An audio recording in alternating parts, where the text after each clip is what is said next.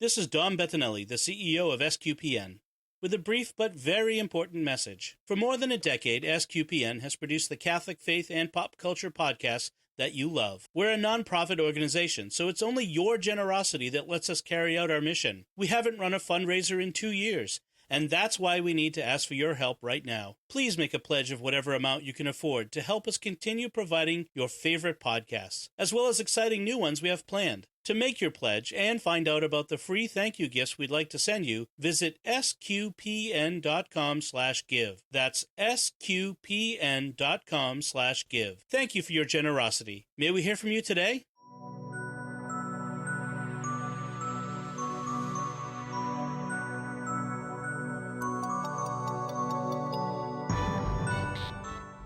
You're listening to episode 11 of Jimmy Akin's Mysterious World, where we look at mysteries both supernatural and natural, anything that's strange, odd, and makes you wonder, the claims and counterclaims from the perspectives of both faith and reason.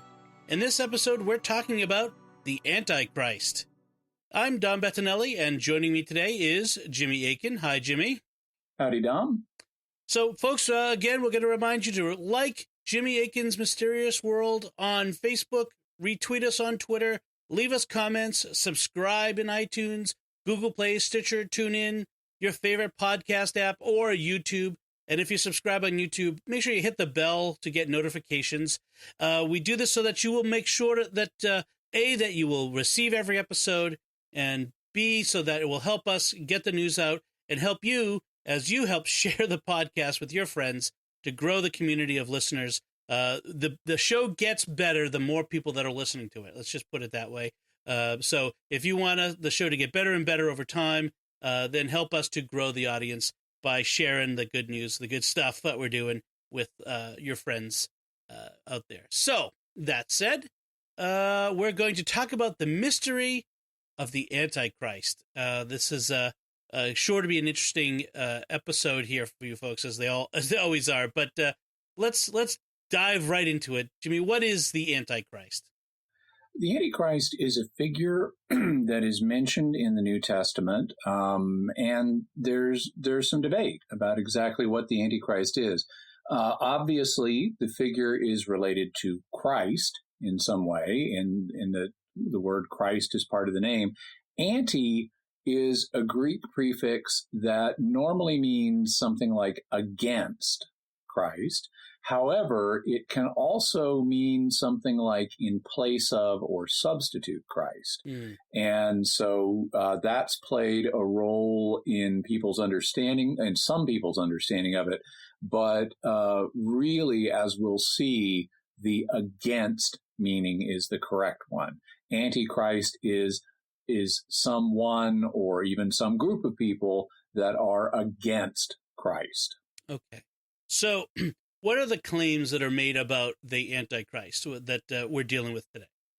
Well, so there are a number of them. One of them, which you typically only hear in certain scholarly circles, is that the Antichrist figure is not just unique to Christianity, that it's also something that is found in Judaism. And in fact, you'll find books with titles like, and this is not exact, but with titles like The Antichrist Figure in the Intertestamental Period, which would be the first few centuries BC, before Jesus even began his ministry. And there are certainly figures, and I'm going to deal with this one real quick, because it's not going to play a role later on. There are certainly figures in Jewish writings of that time in Second Temple Judaism that are portrayed as bad people and as persecutors of the people of Israel, but they're not portrayed as being against the Jewish Messiah specifically. And so, I mean, they may be leaders of the people who are attacking Israel, but they're not the Antichrist in the Christian sense. And so I think that while it can be interesting to study those texts, they really don't have anything to do with the Antichrist in the Christian sense. When we get to more properly Christian claims regarding the Antichrist, One is that the Antichrist has been identified with all kinds of different people in history. And people have looked at this guy and said, that guy's the Antichrist. Mm-hmm. Historically, an example of that would be Napoleon, the French emperor who conquered a lot of Europe and really caused a big hullabaloo. Another would be the early 20th century or mid 20th century, early mid figure Adolf Hitler, for obvious reasons. Right. You know, he kind of fit that description pretty well in some regards. But then even more recent people have been fingered by some as the Antichrist.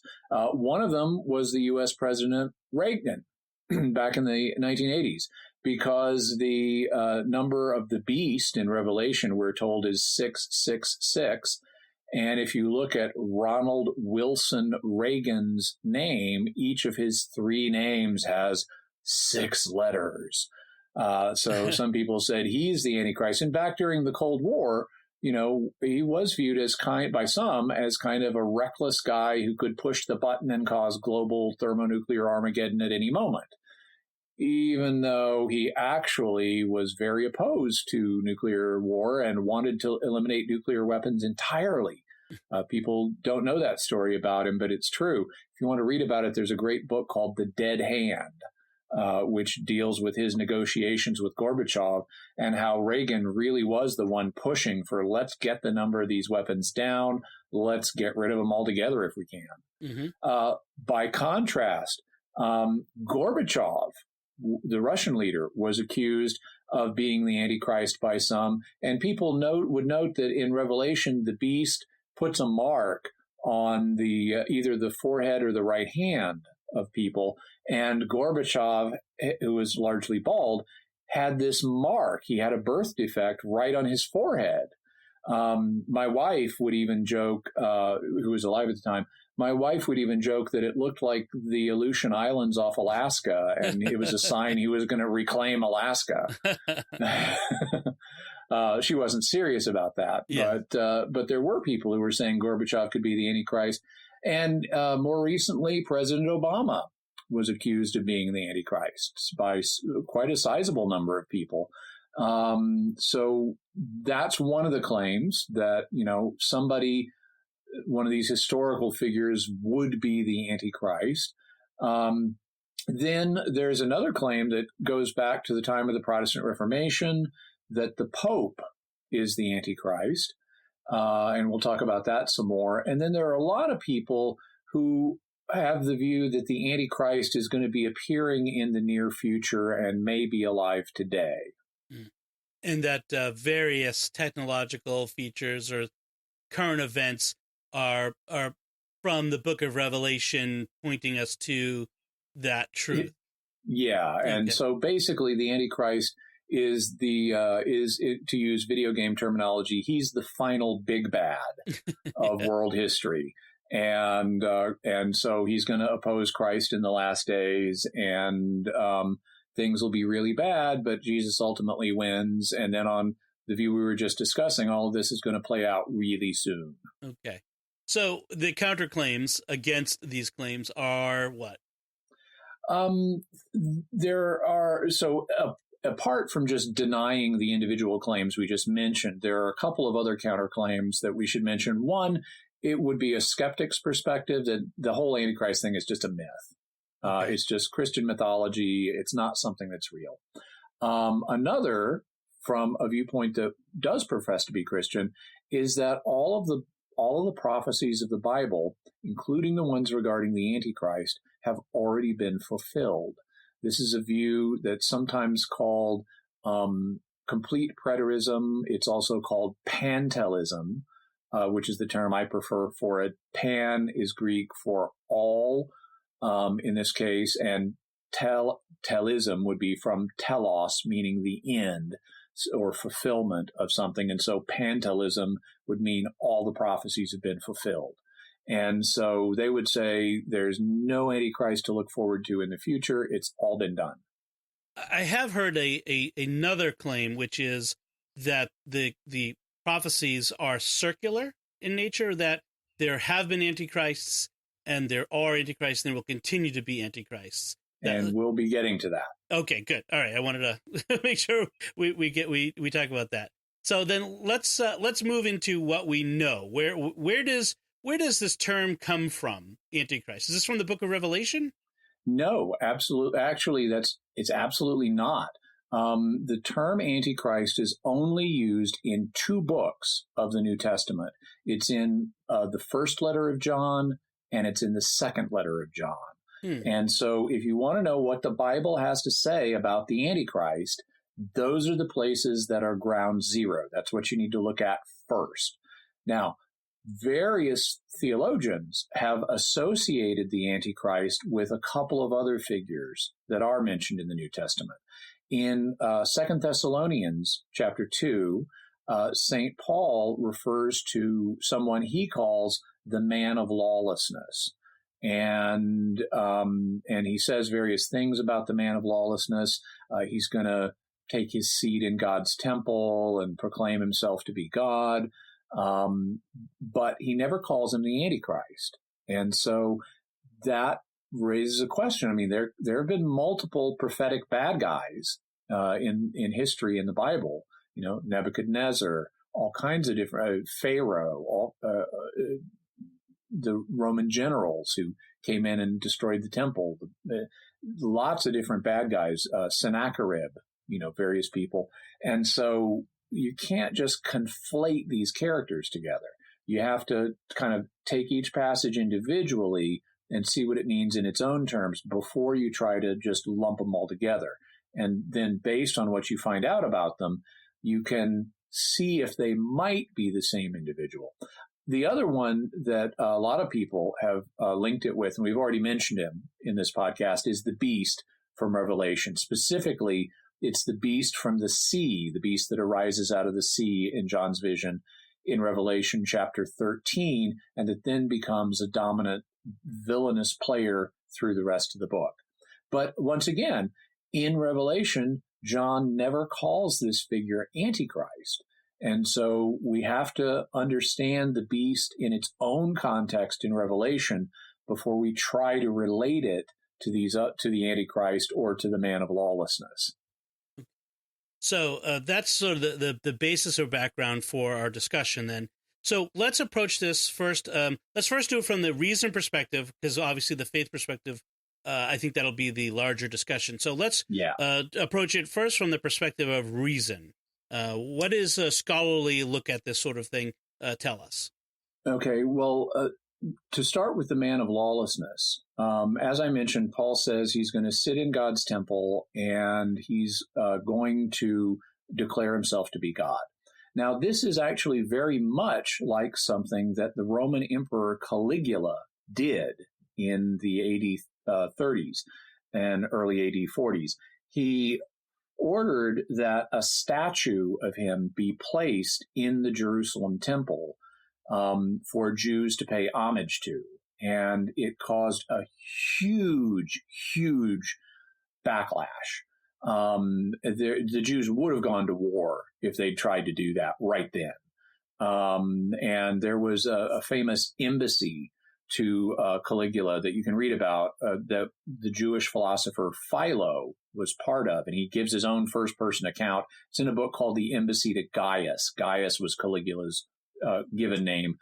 Caligula was a nickname that meant little boot because he, as a boy, he would wear a Roman soldier's costume that had little boots.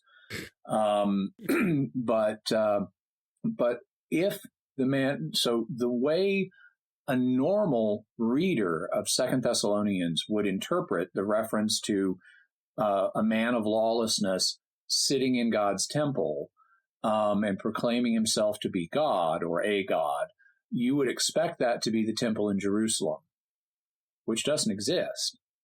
And because it got torn down in AD 70 by the same Romans.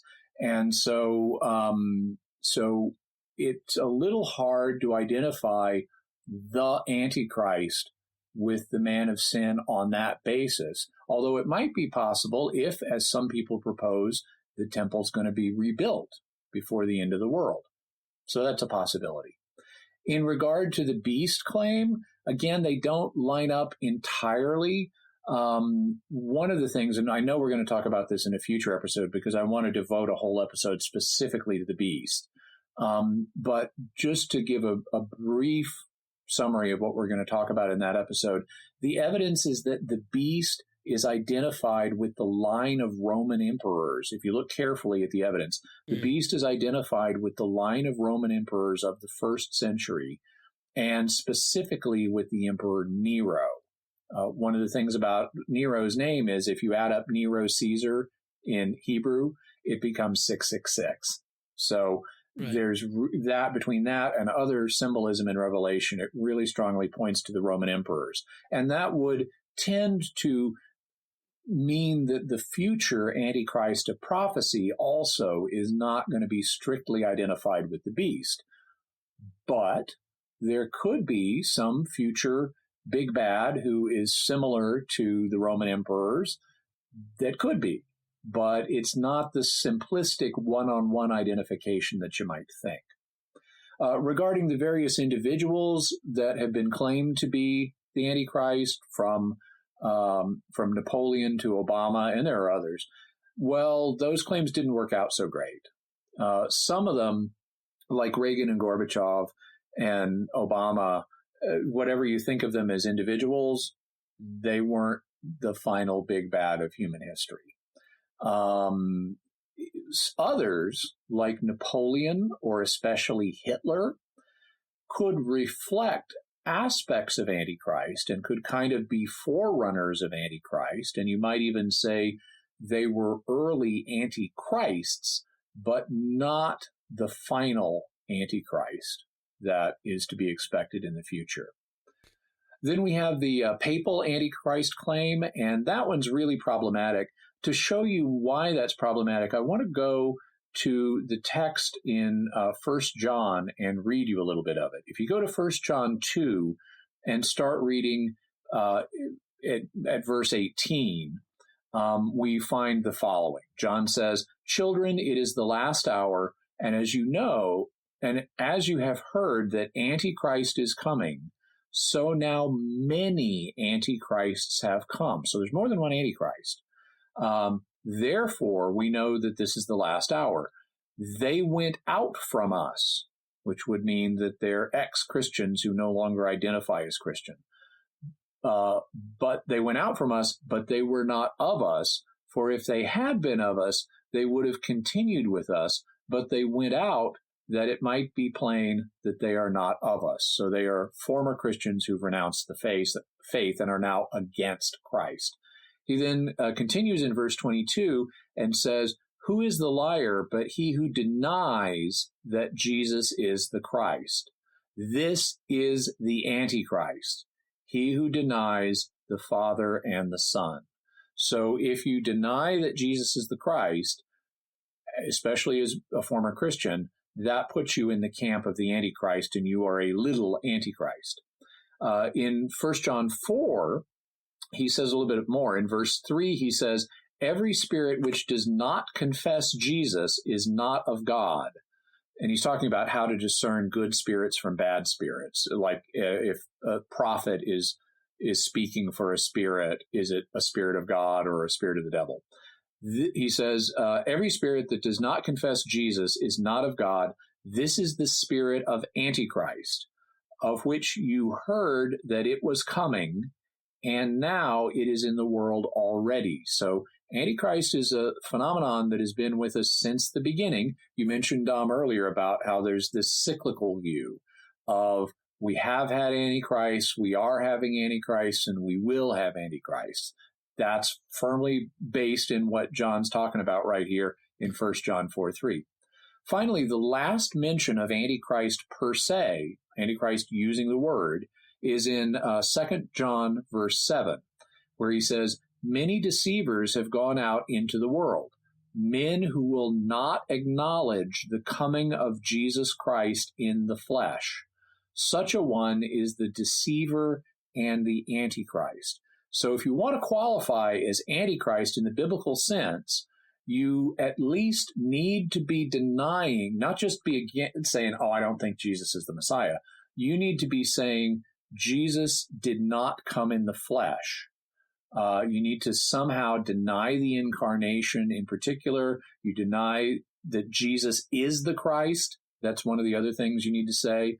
And so even though people have tried to link the Pope to the Antichrist by some numerical jiggery-pokery that we'll talk about in the Number of the Beast episode, really, it doesn't fit, because the Pope's job is to be the successor of Peter. That's what he is. And he's to announce Christ to the world. And whether he's a good man or a bad man or whatever, he's still not going to undercut the basis of his job by saying, oh, Jesus wasn't incarnate and he wasn't the Christ. There isn't a single pope who's ever denied that Jesus is the Christ. Right, exactly. His whole authority is based on the fact that Jesus was incarnate and was the Christ and gave Peter a special role in the church that the Pope has now inherited. So he would undercut the basis of his office if he said anything like this. So consequently, no, the Pope is not the Antichrist. It just does not fit the biblical data. Where that comes from really is Reformation-era polemics, where when the Protestant reformers were breaking away from the Catholic Church, which everyone regarded to be the bride of Christ, they needed to provide some alternative narrative to relieve the cognitive tension of how can we be leaving the bride of Christ? Right. Well, okay, so suddenly let's recast it not as the bride of Christ. Let's recast the church as the whore of Babylon and make its leader, the Pope, the Antichrist, the big villain. But it just doesn't fit the biblical data for how the word Antichrist is used in the Bible. Okay. So, and then the last aspect of the claim, of the reason perspective to the claims. So the last claim that we haven't really talked about is, well, what about the idea that the Antichrist is going to be appearing in our near future? It could happen. There's no way to know for sure. On the other hand, the track record of people predicting that the Antichrist was about to appear is pretty bad. Up to now, every time someone said, "Ooh, it's just around the corner. Armageddon's going to happen in the 1980s, man. I'm telling you, the Middle East is oil crisis and Russia's going to invade and all this stuff." No, none of that's happened. So it's possible that it'll be in our near future, but the track record of such predictions is actually pretty bad. A whole forest of trees have been cut down to print books about various fulfillment prophecies of the Antichrist in the near future. So yes, do we say that do we say, or does and we're going to get into this maybe with the faith perspective? Is the Antichrist, is that a certainty that there will be a figure coming who will be the big bad that ends all things? Well, I want to get to that, but first I want to, from the faith perspective, give responses to the two added claims that we mentioned. One of them is that this is just myth, that there is no Antichrist. Well, if you're a skeptic, you're not a Christian, then I understand why you would say that. However, as a Christian, it's the concept is right there in the New Testament. It's not in a lot of verses, but it's there. And so as a Christian, I and other Christians have to take that seriously. And so I think this is a real thing. I understand if you're not a Christian, you're not going to necessarily buy this. But from a faith perspective, which is what we're asking about here, it is something that Christians need to take seriously and believe in. In response to the everything is fulfilled claim, the pantalist claim, pantalism is a subject that, and we may go into it more in the future, it's really problematic, though, for a couple of reasons. Number one, now pantalism tends to be common in certain Protestant circles, and it's really a minority position there. The vast majority of Protestants are not pantalists. It's really kind of a fringe position. But there are some people who hold it. And so I want to give them their props. They can point to a lot more prophecies have been fulfilled than many people recognize. A lot of people in the kind of late Great Planet Earth crowd that thought, for example, Armageddon was going to be in the 1980s, have way overestimated the amount of prophecy that remains to be fulfilled. Lots of it has been fulfilled. The question is, has all of it been fulfilled? Well, if you're operating in a sola scriptura environment that says we need to base our theology on scripture only and not look at tradition as an authoritative source, then you could say, maybe we can find a way to say all these prophecies like a resurrection of the dead at the end of time and a new heaven and a new earth. Maybe we can find a way to say all that's happened. But frankly, the Pantalists really have to stretch to do that. It really does not look like the resurrection of the dead has happened. And it really does not look like the second coming of Christ has happened. So as a result of that, I think Pantalism is problematic just on scriptural grounds. It doesn't look like these prophecies have been fulfilled. In addition, if you're coming at it from a Catholic perspective, or even a perspective that many Protestants might be prepared to acknowledge of, look, the Holy Spirit, even if you don't buy the magisterium or don't give tradition full authority, the Holy Spirit is guiding the church. And the Holy Spirit is not going to have guided the church into thinking Jesus is coming back in the future and the resurrection of the dead is going to happen in the future when, oops, those have already happened and we missed it. So even if you have just a general belief in the guidance of the Christian community by the Holy Spirit, Pantalism is really problematic. And if you come from a Catholic perspective that recognizes the value of tradition and the value of the teachings of the magisterium, it's even more problematic. So Pantalism is something that I think is very difficult to sustain. In terms of what the Catholic Church actually teaches about the Antichrist, this is found in a couple of paragraphs in the Catechism of the Catholic Church. You can look them up. They're paragraphs 675 and 676. We'll have them in the show notes. But also, I'm going to read them right now just so I won't keep anyone in suspense. The Catechism of the Catholic Church says, before Christ's second coming, the Church must pass through a final trial that will shake the faith of many believers. The persecution that accompanies her pilgrimage on earth will unveil the mystery of iniquity in the form of a religious deception offering men an apparent solution to their problems at the price of apostasy from the truth.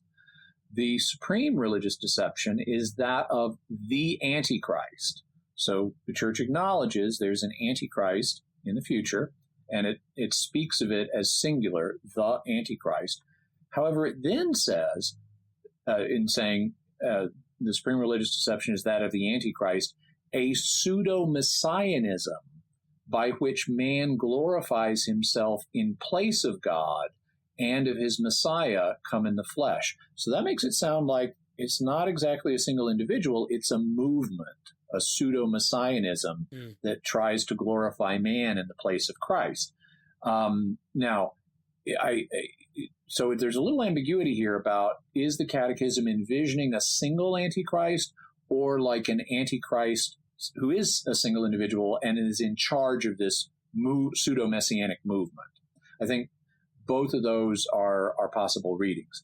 Paragraph 676 then continues, the Antichrist's deception already begins to take shape in the world every time the claim is made. So this is back to the cyclical theory. Every time the claim is made to realize within history that messianic hope, which can only be realized beyond history through the eschatological judgment. That's the last judgment. The Church has rejected even modified forms of this falsification of the kingdom to come under the name of millenarianism, which is another word for premillennialism, to use the Protestant term for it, especially, but not only premillennialism. It also covers other things, which the Catechism then mentions by saying, especially the intrinsically perverse political form of secular pseudo-messianism. Like, for example, communist claims we're going to build this secular utopia where the state and communism is going to provide solutions to everything and bring about effectively heaven on earth. That would also be a manifestation of the spirit of Antichrist and the deception of Antichrist. So the way the Catechism views it, it goes along with what St. John says in his epistles about there being a spirit of Antichrist that's already at work in the world and that manifests, among other things, in Christians who turn their back on Christianity and deny Jesus coming in the flesh and so forth. And it can take other forms of a more religious nature as well. And there will be a final culmination of all of this, presumably with some single individual man at its head. Interesting. And so the church offers us a vision of what to look for. This is what we're supposed to be aware of and looking for, but we also have to be careful to not over-apply it right. too readily. Right, because if you look at, let's say, a secular messianic movement, like communism in the 20th century or Nazism, you could say, well, okay, this is somehow participating in the spirit of Antichrist, but you want to be careful and not leap to the conclusion this is the final Antichrist, because that's something that, again, there's a poor track record of. Also, for reasons of charity, you need to be careful about this. You might look at, let's say, the policies of a particular political party and say, ooh, they tend to be on the secular end of the spectrum, and they're trying to do good in the world, therefore they're the Antichrist, or they're a manifestation of the Antichrist. Right. Well, maybe they're just well-meaning secularists, and they're not, you may not agree with them, but you don't want to start lobbing charges of being the Antichrist or being an Antichrist at people. That's not going to help you. In fact, if you want your party to get elected, you probably don't want to talk too crazy about the other party in a way that's going to turn people off. And the bottom line is, with like Nazism or communism, there's enough there. Like, our reaction to them is to oppose them, whether they are the Antichrist or they are a secular messianic movement that falls short of it somehow. We still opposed Nazism. We still opposed the spread of communism throughout the world. That was still something we did anyway. So our reaction should be the same in either of those cases. So what's the bottom line then with the mystery of the Antichrist? Well, the bottom line is the Antichrist is not just a single individual, as we learned from John. There are many individual Antichrists who are characterized by denying Jesus. So if you're not denying Jesus, if you're not saying he wasn't the Christ, if you're not saying he didn't come in the flesh, you're not the Antichrist in the biblical sense. There will be a major manifestation of the spirit of Antichrist shortly before the end of the world, and it will likely center on a single great final Antichrist. Okay. All right. So we will have these key texts in our show notes, the biblical verses and the paragraphs from the Catechism of the Catholic Church that Jimmy referenced, so you can take a look for yourself and read what is written there. And we want to also encourage you to give us your feedback and what do you think of what we're talking about here about the Antichrist. So before we wrap up, of course, we want to talk about we want to hear from you, like we said, and so we have some mysterious feedback that we'd like to bring. We have 2 iTunes reviews, and before I read them, I just want to encourage folks to, wherever you're getting your podcast from, please leave us a review. If it's on iTunes, hit that 5-star and give us a nice little plug, or Google Play, or all the places where you can get a podcast. You can also leave a rating or a review, and we really would appreciate it. That helps the algorithms in various places say, hey, this is something people like, and we'll start showing it to more people. So we really do appreciate that. So in iTunes, we have a review from a 5-star review from Sayu Rasco. Yeah, I think if memory serves, his name is Chris Urasco. Okay, good. So I will trust Jimmy on that one. So it says, Jimmy's the best. I agree, Chris. It's great to hear him explore the mysterious and weird in much greater detail than he can on Catholic Answers Live would allow due to time constraints. This is a great start. Keep it up, he says. He wrote that very early on, I think after our first episode. Yeah, that may be our first review with a comment. Yeah. I really appreciate it. Thank you so much. You're right. On Catholic Answers Live, I have to keep answers really short. There's no way we could go into this level of depth. And some of the things here are ones that wouldn't even come up on Catholic Answers Live, except maybe on Weird Questions Day. Yeah. And as for those of you who don't know, Jimmy is on Catholic Answers Live, which is a weekday, right? Weekday radio program, live radio program that you can hear on many Catholic radio stations. So, and it's also available in podcast form. Oh, yes, exactly. Yes, I should mention that. Then we have another review, this time from Leela K, I'll say. She says, not a sci-fi fan, but I am a fan of this podcast. Hey, you don't have to be a sci-fi fan to be a fan of this podcast. I mean, this is a general interest podcast. You just need to like mystery. And Leela K says, thanks for educating me on issues I don't normally lean to. Your factual, non-abrasive dialogue slows me to share with more people. Really loved it. So great. Thank you, Leela K. Absolutely. Thank you, Leela. I really try to be the two things that you mentioned, factual and non-abrasive. I try to find and respect, plausible elements in everybody's viewpoint, even if it's one I ultimately disagree with. And I try to proceed, in a reasonable way that doesn't denigrate people as much as possible. I may have slips, but I really try to be, as you say, factual and non-abrasive. And that one of the reasons for that is exactly the point that you make, which is it makes it easier to share with other people. Mm-hmm. Because if you share this program with other people, you're going to have the confidence that I'm not going to be hauling off and calling people names or being mean-spirited or, going off into absolutely crazy speculation. I'm trying to keep things centered on facts and be open to speculation, but also be fact-based and at the same time be charitable towards everybody. So thank you so much. It's great for me to hear that you're picking up on exactly the things I'm trying to do. Yeah, it's so much in the world today that a lot of discussions end up in people just trying to win. They want to win an argument or something. I love the fact that our discussions are just curiosity and exploration.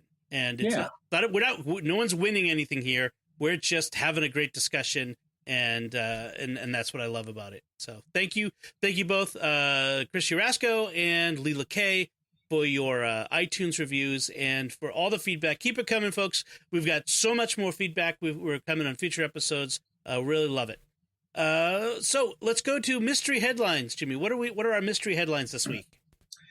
This week, one of them is how to deal with a centaur. That's the mythical creature that's half man, half horse.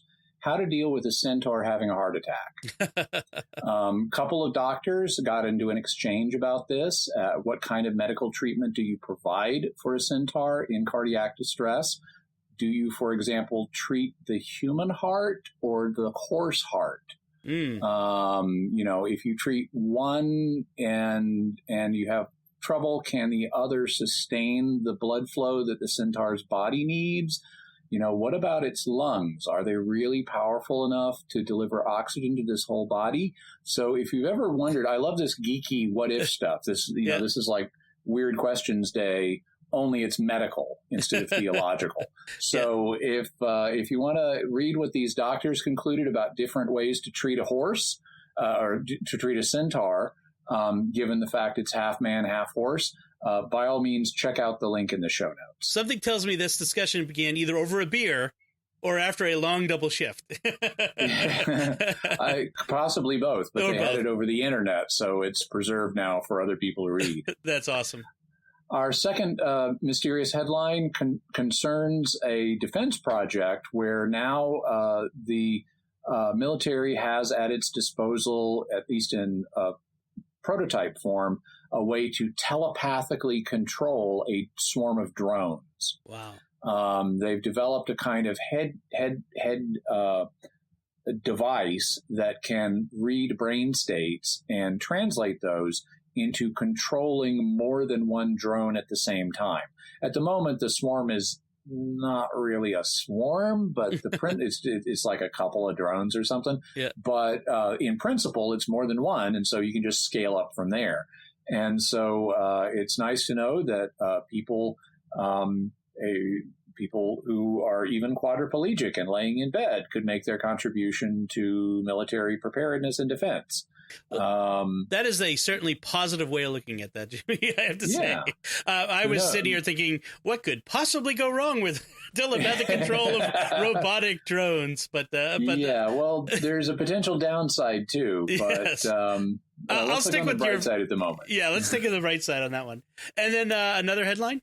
Yeah, finally, there's an expo in New York on conspiracy theories. Obviously, we talk a lot about conspiracy theories here on the show, or we are going to be, and it's something that our audience will be interested in. So if you're in the New York area, you might want to check out this New York Expo on conspiracy theories. It's going to be going on until January of 2019, and it focuses not only on the conspiracies themselves, things like the Kennedy assassination and stuff like that, but also on how conspiracy theory has been reflected in art. And so check that out. There's a story about that. Even if you can't make it to New York, you can go to the show notes and check out the link in the story, and they've got some pictures from the exhibit.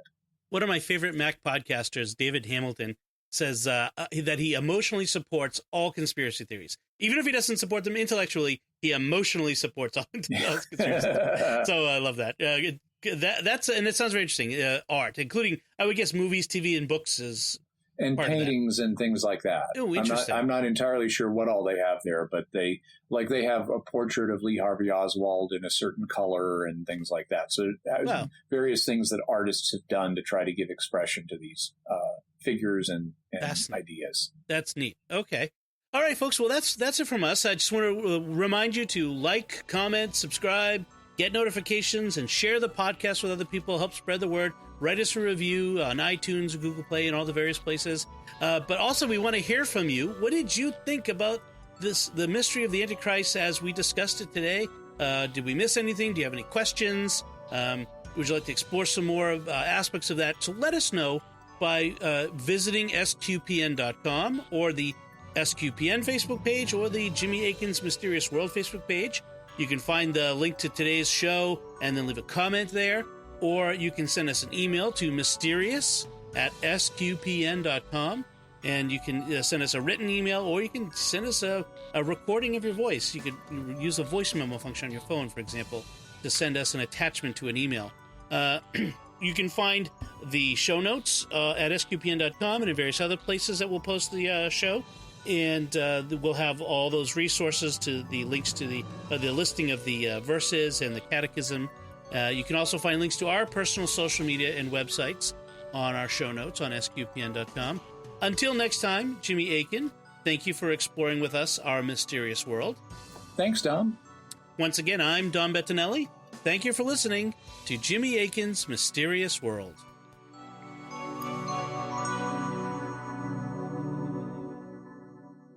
This is Dom Bettinelli again. We hope you've enjoyed this podcast and that you'll help us keep producing the podcast you love. Thank you for your generosity. To make your pledge and find out about the free thank you gifts we'd like to send you, visit sqpn.com/give. That's sqpn.com/give.